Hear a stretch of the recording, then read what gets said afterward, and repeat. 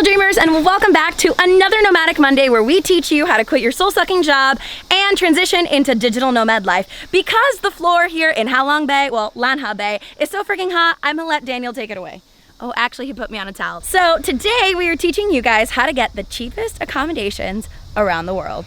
And to be honest, it's kind of an array of different ways that we do it. Depending on the place that we go, whether it be Thailand, Malaysia, Indonesia, we use mainly sites like booking.com, not Agoda anymore, because Agoda ended up being kind of sketchy. So if you guys are using that, I really wouldn't trust the reviews on it.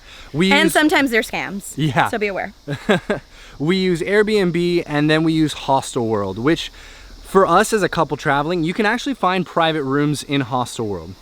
And honestly, the other part is also booking in low season. So look at a country's low season. Yes, you may deal with some rain, but the other side of that is you get to have a place totally to yourself. And the prices are sometimes half off. Daniel and I very rarely share book like hostels with people. We almost always get private rooms, and our budget, like max budget, is $15. So with that said, you can go on booking.com, search it by double room, add all of the filters, and we're kind of bougie. We like our private room, we like our air conditioning, so it's not like we're totally cheapening out on that experience either. I wouldn't even go as far to say bougie. I would go as far to say that you just simply need aircon when you're here in Southeast Asia. It gets too hot. We tried a fan room.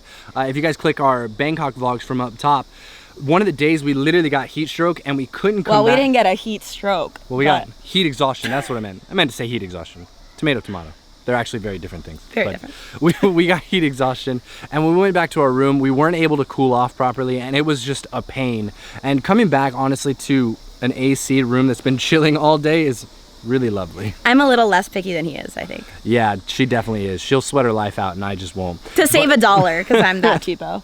But anyway, go on booking.com, go on Airbnb. We actually have $25 off of booking and $40 off of Airbnb if it's your first time. So go ahead and click those links down below. Until then, make sure that you click the subscribe button down below and the little notification bell so you can continue getting awesome Nomadic Mondays from beautiful freaking places around the world.